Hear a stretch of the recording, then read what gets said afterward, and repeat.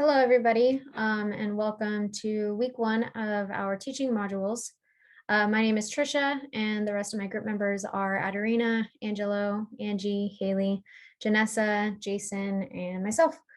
We will be going over three main objectives for our module, and that's going to be the purpose of service learning, high impact practices, and the organization of the Three Wins fitness program.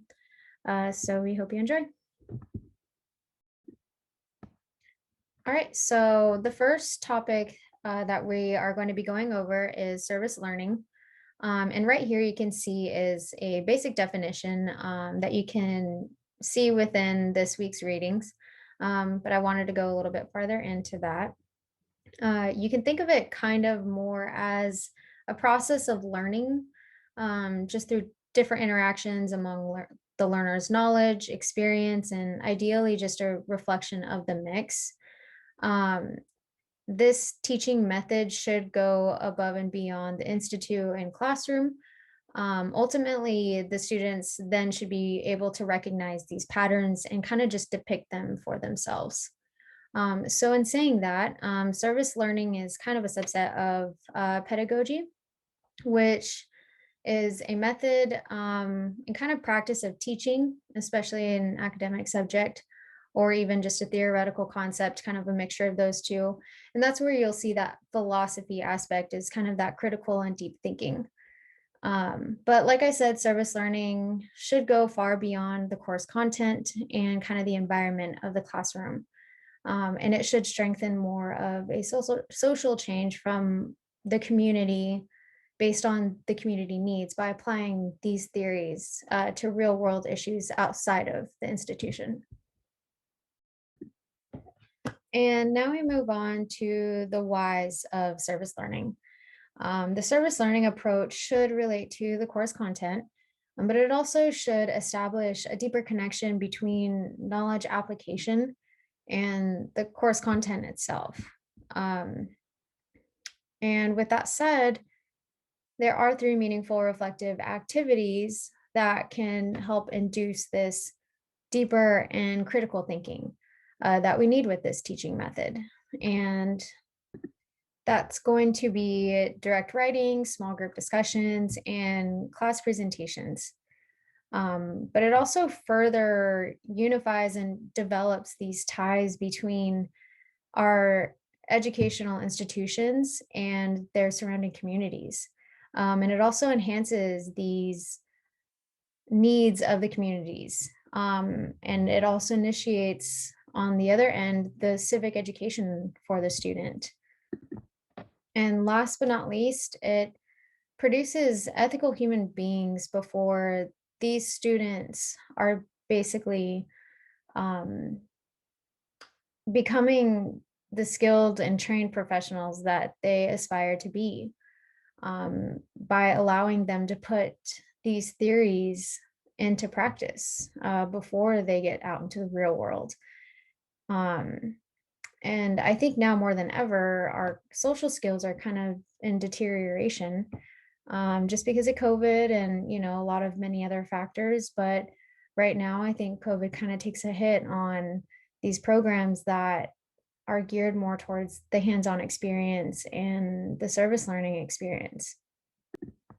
And furthermore, it kind of just enhances character building of moral and social values to just be a responsible, productive, and healthy citizen, contributing to kind of this ever-changing society that we have through engagement and reciprocal learning. It can also even enhance and increase our outside relationships outside of school, work, all of the above. And it just kind of enables students to make a successful transition from that school to the world of work that they are going to be hit with as soon as they graduate. And those qualities are important because you're essentially challenging these students and giving them challenging environments to broaden their perspective while reinforcing this course material, which enhances kind of lifelong skills and qualities that we need. Here we have a brief timeline of service learning. Service learning actually has a long history in education and school reform, which started in the early 1990s, but its name was not seen within curriculum until about the 1770s. And 40 years prior, in the 1930s, President Franklin D. Roosevelt actually initiated a program named the Civilian Conservation Corps, which had shown great benefit to millions of youth. And presently, the University of Iowa Mobile Clinic is and has an interdisciplinary student-run free medical clinic that was founded in 2002. It provides a multitude of health services to the underserved populations of Iowa. These can be refugees, low-income individuals, or migrant farm workers. 44% of the patients actually were surveyed reported that this was their only means of healthcare. And furthermore, 97% of the patients actually had rated their care experience as good to excellent. And moving on to the next slide. And here we're going to touch on service learning themes versus the obstacles that it may pose for a service learning project. So starting off, the service learning themes should address and essentially highlight a more practical perception of these larger social issues at hand, which are homelessness, poverty, and illiteracy. And it's often seen that urban settings are at a higher disadvantage, but on the upscale, they actually tend to be more community involved, which is good. The National and Community Service Act of 1990 states that there are 3 requirements for a service learning project to be successful. And those are meeting real community needs, integrating academic curricula, and essentially containing a reflective component of these 2. And with that said, this produces a positive social and civic development between the institution and their students. And as a result, faculty, counselors, and instructors have found that it creates a new life within the classroom, and that it enhances performance on those more traditional measures of learning. And this is because the student interest increases and they inhibit new problem solving skills, and it also just increases teacher enjoyment. On the other hand, we do have some obstacles, and these sometimes are with the students. Sometimes these programs provide students with a false sense of superiority, which essentially diminishes their grasp of the magnitude of societal challenges. Um, and it's also dependent on the student willingness to learn and the openness to adapt to a different experience and situation, or environment itself, and just overall their skill development. That also leads to obstacles that programs face. This may be lack of preparation, orientation, program development, and just critical and analysis reflection within the program too as well. It was found within a study that of 9 classes, there was a larger emphasis on the L, while the S fell short, meaning the learning was there, but the service wasn't there. And this also falls into the selection of partner organizations that these institutions decide to connect with. It tends to be that the smaller organization, the more personable and the more connections that can be made, the more one-on-one experience. But on the other hand, sometimes it's often seen that these partnerships are disposable, either because the program ends, and it's very short-lived, and then this is a very significant issue that we see with obstacles of service learning is that these students don't get the opportunity to continue the service learning past the program. So these are just a little bit of the advantages and disadvantages that we see through service learning. Next, we have key elements of service learning. While there may be many different definitions of service learning, they all tend to circle back to a definitive consensus of the same key components. That's going to be student learning, which incorporates those planning, social skills, anything that supplements independency within the student. Correlation between the student and their partners, deep reflection. So that's going to be that critical thinking and application. And then fourth is going to be a broad dissemination of insights derived from the student learning experience. And that just means it's the passing on of these perceptions and reflections to others around, essentially broadening that cultural literacy.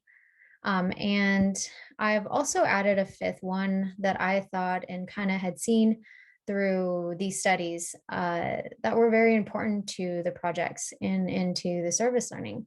And that's just having skilled adult guidance and supervision. And finally, is how we encourage students to be excited about service learning. We can help them progress towards their academic goals, campus initiatives, resources, which can be other students, faculty, libraries, technology, research expertise, um, and many more. And just making it a part of admission process may help as well. And last but not least, activities, just supporting all of the above. That's very important. And essentially, how the instructor integrates the education, the learning, and these humanity concepts, how they incorporate that into the curriculum matters as well. So next slide. So here we have the comprehensive action plan for service learning, or otherwise known as CAP-SL. As you guys have read, it is generally a model that identifies a sequence of activities as seen below to be followed in order for the overall objective of the service learning to be accomplished. This model recommends that the plan should be followed step by step in order for the plan to be carried out successfully, although it doesn't happen a lot. So for the next couple of slides, we are going to talk about the four constituents that are mentioned in the article. The first component that the article talks about is the institution. Essential administrators, student and community leaders, and faculty and staff are needed to plan out the first critical steps. Those critical steps include planning out what is the overall objective in the institution, the climate of the campus, and the resources needed. One resource that the institution can utilize is the organization called Campus Compact. This organization has executive directors responsible for each state, so they are nationwide. They have many goals, but the most notable ones are promoting public health, education, and community collaborations. Students are emphasized to actively participate within their communities for better quality of life. Our school, Stan State, does implement service learning. I have a link provided on the slide if you guys are interested in learning more. In the link, you can find that they have tabs for all four of the constituents on the left there. Another component is the faculty. They are critical to the whole operation since most of the form of service learning is through a course offered in the curriculum. So it is essential to make them aware of how service learning works and how it could impact the lives of everyone involved.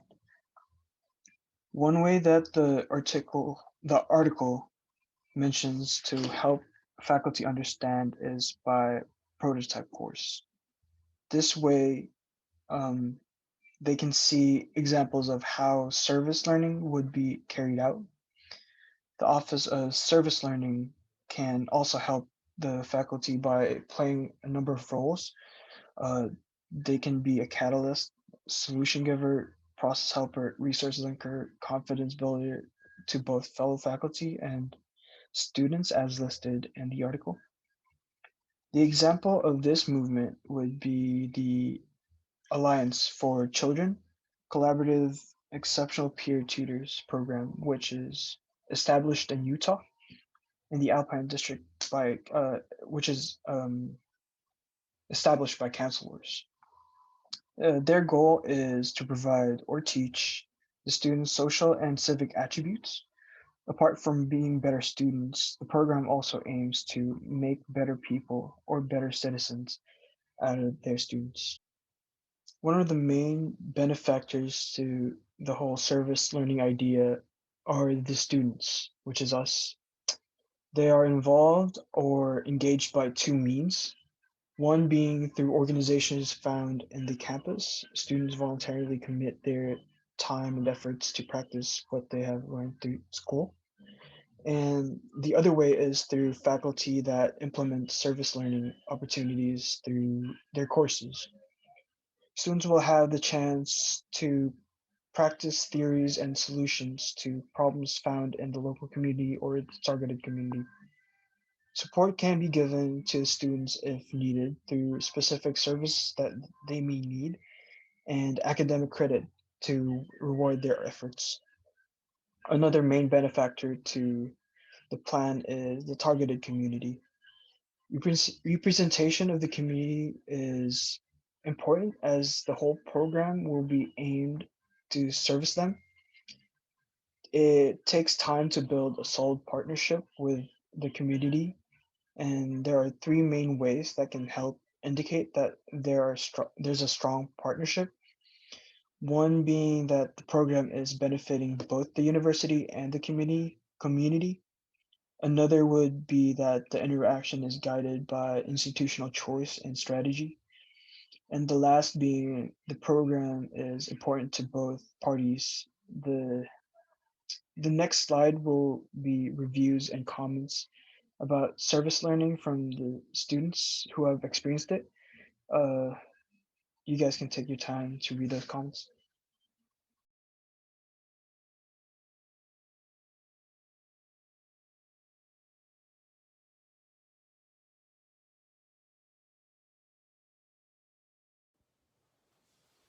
Now we will be talking about high impact practices. High impact practices are active learning practices that promote deep learning by promoting student engagement. This is measured by this National Survey on Student Engagement. The survey is information that is gathered from first year college students and seniors in college. From the survey, George Koo and his colleagues at the Association of American Colleges and Universities identified 10 learning experiences or courses that benefit student learning, and they titled these High Impact Practices. It is recommended that of these 10, we are to take 2 of them throughout our college careers. It is recommended that the first one is taken your first year to introduce you to that college life that we are going to be put into, this new in-depth thinking that we are going to be experiencing. And then the second one is recommended to be taken your senior year. This is to gather up all that information, tie it all together, and help you answer those big questions that you may need to answer in your future career. The 10 high impact practices share 8 common factors or key elements. Number 1, performance expectations are set at an appropriately high level. That is due to that more in-depth thinking. Number 2, significant investment of time and effort by students over an extended period of time. Because of that more in-depth thinking and that higher level, it is expected that students are to be putting in more time and effort into their work. Number 3, interactions with faculty and peers about substantive matters. 4, experiences with diversity. Students will be encountering new people and circumstances they may not be familiar with, and these practices will help introduce students to them and help get them used to it. Number 5, frequent, timely, and constructive feedback. Number 6, structured opportunities to reflect and integrate learning. Number 7, opportunities to discover relevance of learning through real-world applications. Number 8, public demonstration of competence, or in other words, oral presentations. The first high-impact practice that we are going to be talking about are first-year seminars. These introduce students into group learning and collaborative work. There are set organized times for feedback and reflection. These courses are very small, and as Stan State, they have a maximum of 25 students. They require high engagement and participation, puts an emphasis on critical thinking and collaborative learning. And we, as Stan State, have psychology seminars, but they're usually done in your senior year, and anyone's welcome to go to the psychology seminars. The next high-impact practice is common intellectual experiences. So this one's going to be like your Common Core or general education. These are linked courses that have a common learning objective. So courses within a major like biomechanics and kinesiology, how those both are studying the movement of the body or just the physics of the body, you know. And then it allows courses to combine broad themes like integrating sports into society or sports psychology, even global interdependence if you want to go broader. It includes advanced integrative studies and requires a lot of participation. This is where students are going to be exposed to more diversity and circumstances and experiences where they're not really used to.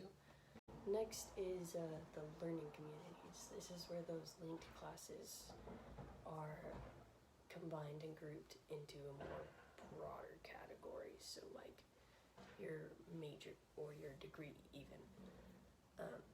This encourages discussion and group interaction and active learning. It could be your degree type, so it could be a bachelor's or a BS or a master's doctorate. And it can be a major kinesiology, liberal arts, psychology. People that go in to college with a declared major and have a set goal going into these learning communities, they are more likely to return and come back for a second year and stay in college because of these learning communities, where they find those people that they interact well with and can gain knowledge off of each other, bounce back ideas. Next is our writing intensive courses, or as we call them, our writing proficiency courses, WP. These emphasize writing at all levels and get students used to all forms of writing, like timed writings, MLA, APA, or argumentative. Students are encouraged to write across different audiences, giving opinionated I statement essays, or writing in third person to a professor formal essay. The WP courses, or writing intensive courses, help with quantitative and qualitative reasoning, as well as oral communication. These classes also help one locate, identify, and access the right sources for the intended information for this essay. It also helps one articulate their information and gather their thoughts and put them down in an organized manner.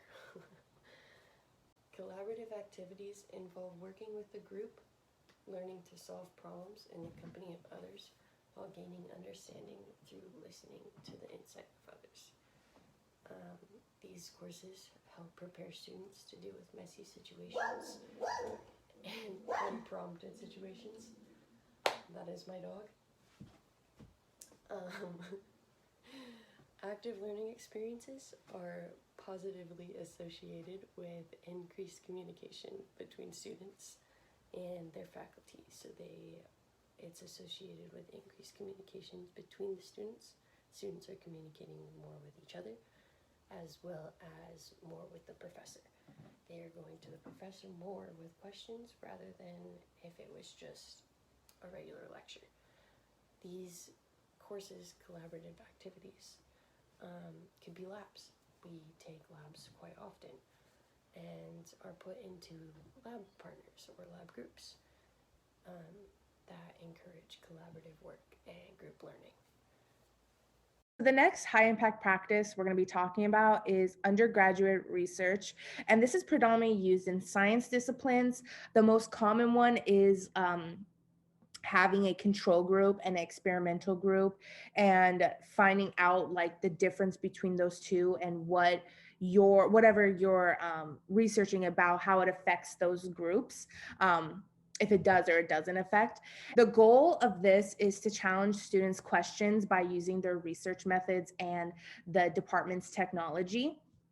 And this also helps build up student resumes by showing that they have added their own contribution to the field.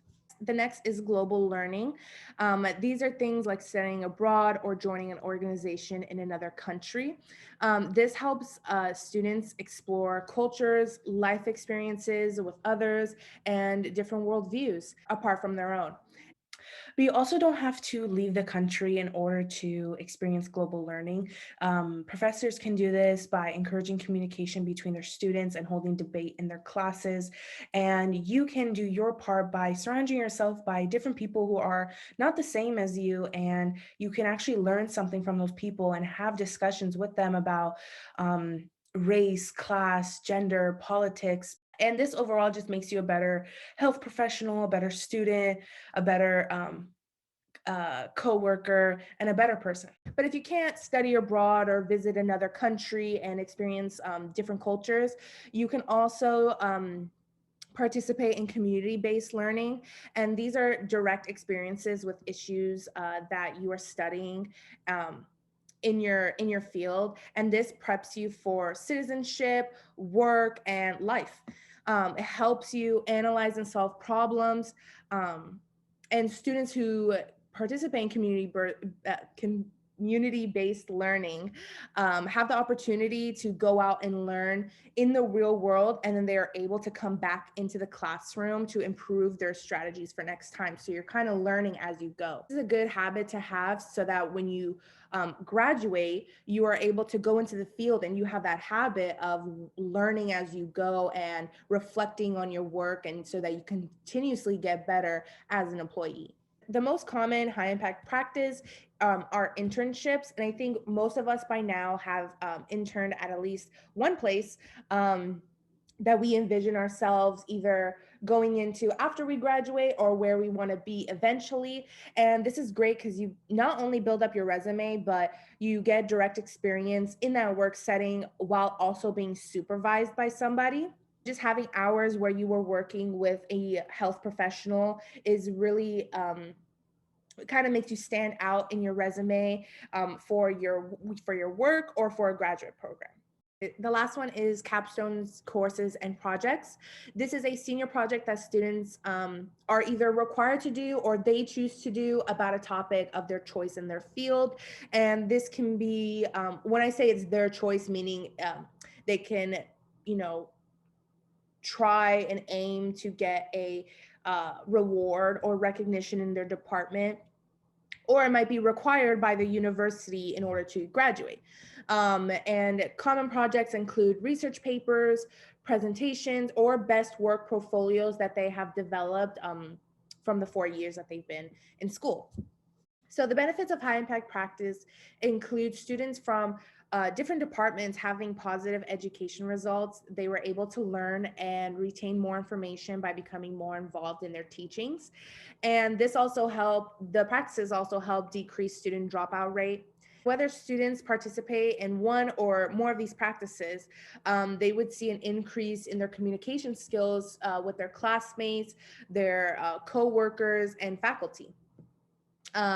They also develop better strategies to problem solve in their community or workplace. And these practices make for an easy transition from student to employee because you have that experience and you've contributed to your community or your field or the workplace that you want to be in.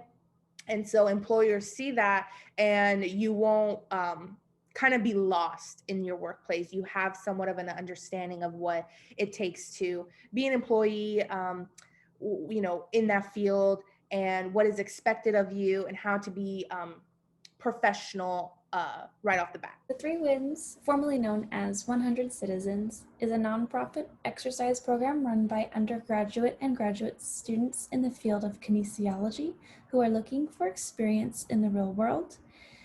This program helps participants who may not be able to afford someone who is educated in the health promotion and or exercise sciences, or who may not be able to get to a place that offers such a program. The Three Wins creates a healthy community where parks are utilized and participants attract a safe environment.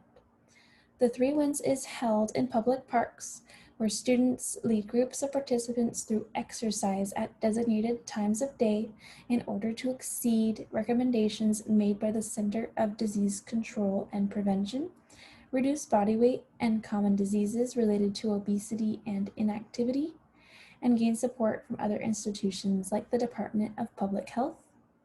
All of these successes are ensured through daily attendance, body mass index measurements, and a regular 12-minute walk or run test among participants.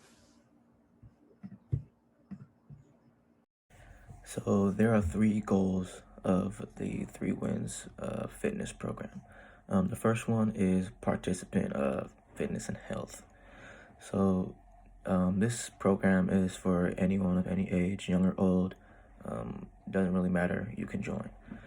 They have 4 different groups that you can join. There's beginner, intermediate, advanced, and the senior citizen group. So you can kind of see where you fall in between those 4. So in these particular exercise sessions, there'll be about 60 minutes, and they'll do various different exercises. They'll do body weight exercises, resistance bands, and just use whatever resources they have available. And they also use a nutrition program that's called Healthy You. They're a healthy nutrition program that just gives you different meals and ideas that can help you lose weight and maintain a healthy lifestyle.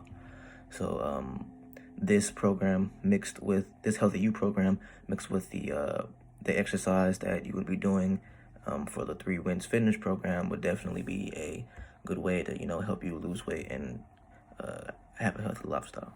So next is the community health goal.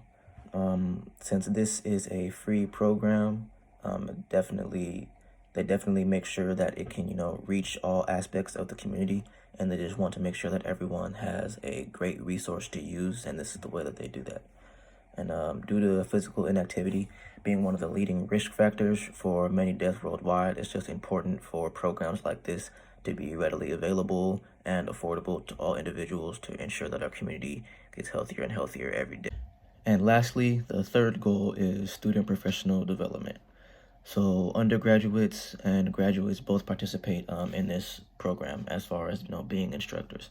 The goal is to have a a faculty member, guide them, but not necessarily to the point to where they're just given tasks like a regular employee, but just as like a reference if they need it.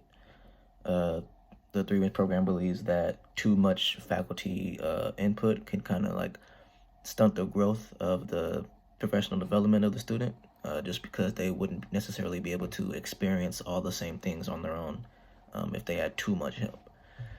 So, being a part of this program allows students to gain valuable experience and skills for the future, because they're tasked with partial responsibility of building up the organization and the community.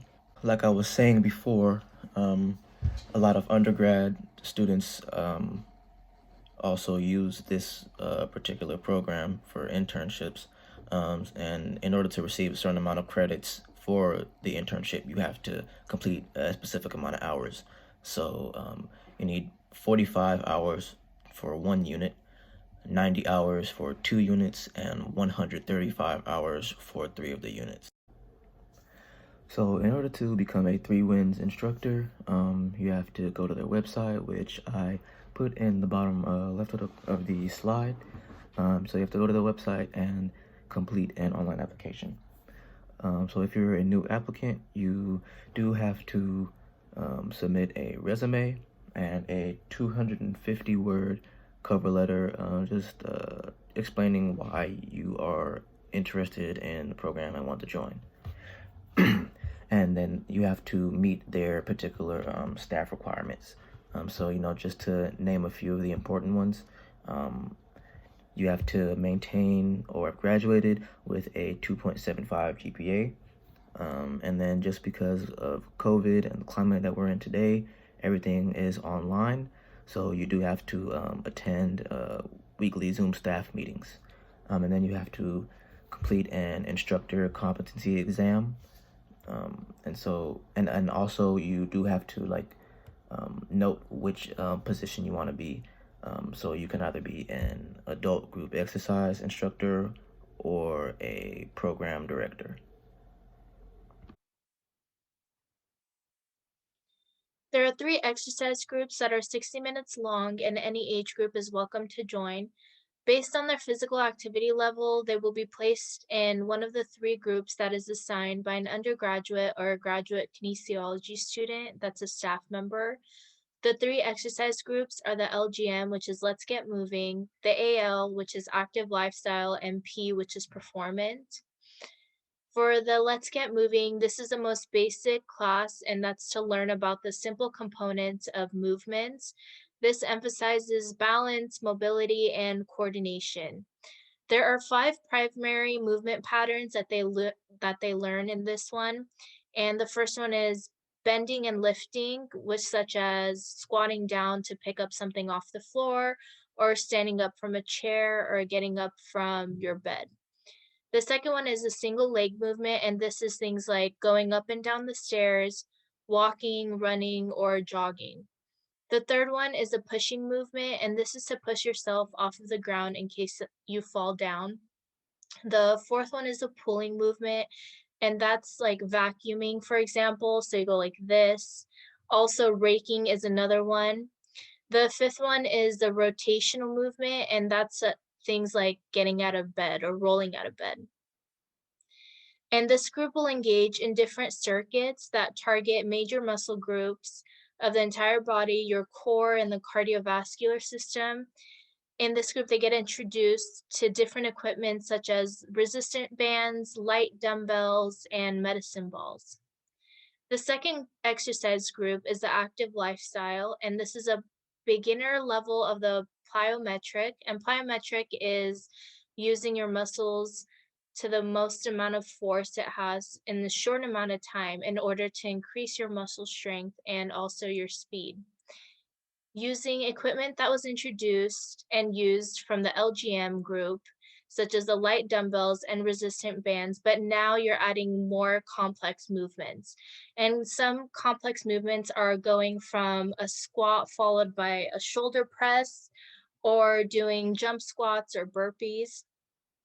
And the third group is a performance, and this one is the highest level exercise program.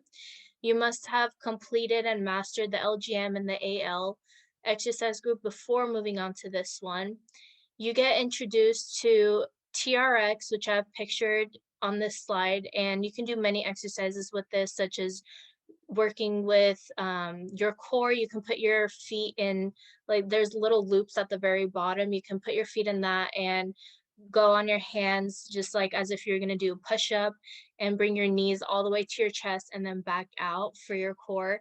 You can do things for your glutes, legs. You can do jump squats, anything for your back. Another thing they use is, or do, is ball slamming. So where you squat, get up, slam the ball, and then pick it back up, squat, get up, and slam the ball to the ground. And these are to increase the complexity of the exercises from the active learning exercise group.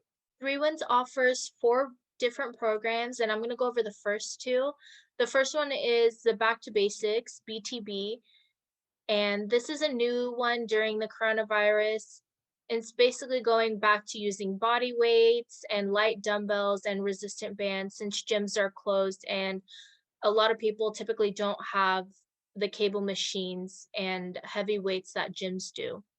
It's designed to improve strength and movement by using time and effort in the exercises you are performing.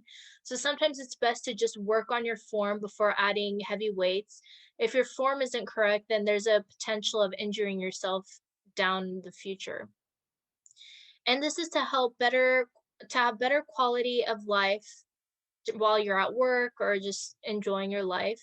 There are free videos, and the kinesiology students or graduates can reach out to help anyone needed if you have any questions. Before starting any of the exercises, they are recommended to fill out a physical activity questionnaire, also known as a PAR-Q. It'll have 7 questions related to the health history and physical activity status. That way, they don't want anyone to injure themselves before um, when they do any of the exercises or any of the programs. So this is a great way to identify any potential risks beforehand. There are 4 subcategories under B2B, and the first one is a prep program. And this is, it's recommended you do this before the Let's Get Moving exercise group from the last slide. And this is a 6-phase exercise program that is 4 weeks long, designed to strengthen, mobilize, and stabilize various muscle groups involving in getting up and down off the floor. Each week there are 2 workouts with an optional of a 3rd workout for that week. In between a workout, there's a 48-hour rest period. So if you take a look at the guided calendar on the website that can be downloaded, it provides each workout day and it is followed by a rest day. There's a link to a YouTube video and details of the number of sets, the resting time between the exercises, and the sets written down, as well as there's also a table that is provided that has each exercise with the recommended number of repetitions to start with as well as end with. The next step would be the B2B foundation after you've finished the prep program. And this one is also recommended before the AL, which is the active learning exercise group. And the goal of this is to be able to get up and down about 10 times by yourself without any help successfully. And this is so just in case if you fall down and you're older, it's to be able to pick yourself up, since generally older people live alone. And it's just to make sure that they're fine getting up if they fall back down. So in order to pass this program is to be able to get down and up 10 times by yourself successfully. It's a way to learn how to recover from falling if that ever happened. And the third one is the B2B program, and this one is recommended before doing the performance exercise group. And it's an 8-week exercise program that's divided into 3 phases. It's designed to fulfill the activity level guidelines of 150 minutes a week of moderate activity. The last one is the B2B lifelong fitness. And on this page, it's just various YouTube videos of exercise programs that last from anywhere from 5 to 60 minutes long. So depending on what you want to focus on or what you want to do, can search on all their videos that they have and pick how long, the duration, and again, what you would like to work out on. Moving on to the second program, it's the CSUN Get Active. And according to Stephen Loy, who has a PhD in kinesiology, and he is the exercise physiologist creator of CSUN Get Active, the purpose of this is to reduce the risk of mortality by 33%, since 75% of adults in the US are not meeting the physical activity guidelines, specifically for aerobic and muscle strengthening exercises. The second purpose is for them to open the door for others to share their hopes and dreams of what they'd like to accomplish physically and to bring it to reality. The last one is to increase the chances of retiring in good health. The CSUN Get Active has 3 different levels based on the physical activity that someone is in. So level 1 is for non-active people. You'd be surprised how many older people are not active or have never been active in their whole lives. And this is for moderate intensity, full body workout, and to challenge the repetitions and sets. And it focuses on balance, coordination, proprioceptive awareness, primary movements such as pulling, pushing, squatting, and rotating. And the reason for that is, for example, if you've ever seen like the metal bars in like bathrooms for older people or in restrooms for when they go in and out of the shower to pull themselves up, if they have like a seated bench in the shower or if they're on the toilet to push themselves up. And this is great for that, to learn how to do that, to grow your muscles and do that on your own without getting any help. So level 1 starts with a 30-minute walk, and this trying to go as fast as you can. That way in the future you can start jogging for 30 minutes. And there are step-by-step videos that are posted on YouTube with different kinesiology undergraduates or graduates performing each exercise. A warm up and cool down video is always provided. And there are 3 circuits, and you can pick from one of the circuits to do. You don't have to do all 3, it's just one of them. And that you'll have to do that.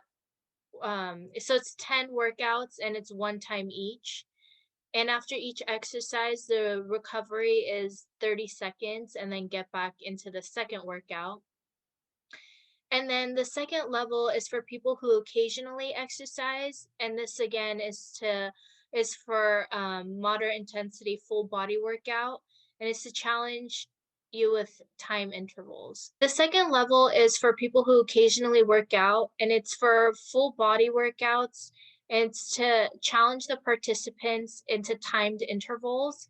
And it's to focus on landing mechanics and movement patterns and compound movements. And this one also starts with the 30 minutes of walking, or but it's in intervals of 5, 10, or 15 minutes. That way in the future they can run up to the full 30 minutes. So starting off with running for 5 and then another 5 or 10 or 15 minutes at a time. The warm-up is alternating sides every 30 seconds. And going into the circuit, again, you can pick which of the 3 circuits to do, but you do each one for 30 seconds. The last level is for active individuals that are looking for an intense training program.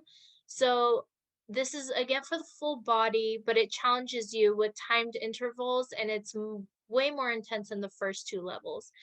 It focuses on plyometrics, aerobic endurance, and muscular endurance. Level 3 starts with a 30-minute jog. And just like level 2, it's alternating every 30 seconds for the warm up. After picking out the circuit of the 3 that are provided, you do each exercise for 45 seconds, and your rest time is only 15 seconds just to recover and then get back into the next one. And to end with the cool down, you have to hold each stretch for 30 minutes.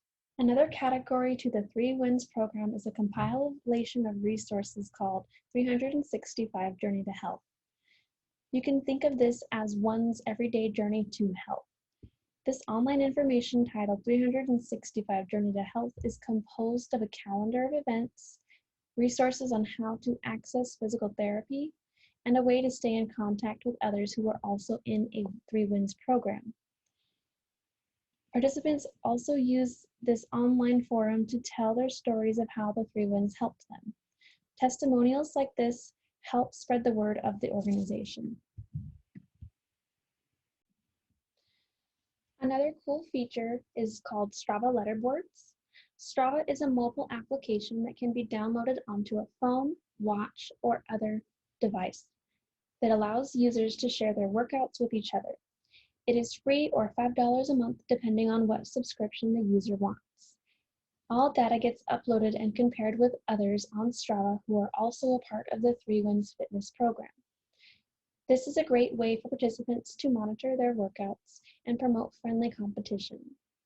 On this slide, you'll see that Cassandra did the most activities and that Tim worked out for the longest, as well as also completed the longest distance in either jogging, walking, or running. Another component is the calendar of events. Typically, one Zoom meeting per week that focuses on strength and mobility and exercise is held. On a different day, another Zoom is offered for Spanish speakers to be educated on healthy lifestyles as well. If you go to 3winsfit.com, click Programs, hit Calendars of Events, select the day you want to attend, then you'll find the Zoom links for each day. Something new that's offered is 3 Wins with the Movement Network, otherwise known as TMN. TMN provides physical therapy services to those in the community who are involved in the 3 Wins and who have little to no health insurance coverage. The service begins with a telehealth consult through the Movement Network with our partners, Better PT. After intake, it would be determined if the participant needs services, treatment and the limitations of movement would be given, exercise would be prescribed, and providers in the participant's area would be recommended to help in the long run. The 3 Wins Fitness Challenge is another program under the 3 Wins. Participants are challenged to engage in 5 events throughout March, April, and May in various locations around Los Angeles County. This year, it is suspended because of coronavirus, but usually the challenge would increase from a 1-mile jog, walk, or run to a 2-mile jog, walk, or run to a 2.8-mile hike, a 3-mile hike, then a 6-mile round-trip hike. At each challenge, participants would earn a star on their shirt, and 5 stars would be the ultimate goal.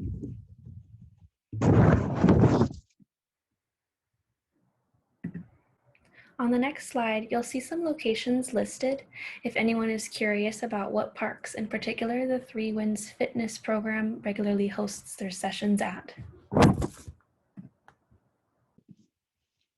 3 Wins Social Media. For Instagram, each day the 3 Wins goes live and posts on their Instagram page things related to fitness, such as who their coaches are, the calendar of upcoming events, inspirational quotes, motivation, tips, and fitness videos. These posts are led by many bilingual students. For Facebook, live videos are performed 3 times a week, varying in length from 30 minutes to an hour. Coaches rotate and some speak both Spanish and English during their workouts. For the 3 Wins YouTube, search 3 Wins and subscribe to their channel to have access to playlists created by students covering a variety of levels and topics in order to reach populations while practicing social distancing. These playlists have videos from some programs of the 3 Wins and some are dual language. That will conclude today's lesson. If you have any questions on today's material, feel free to send a message to any email listed on the last slide of our PowerPoint presentation. Thank you. Have a great day.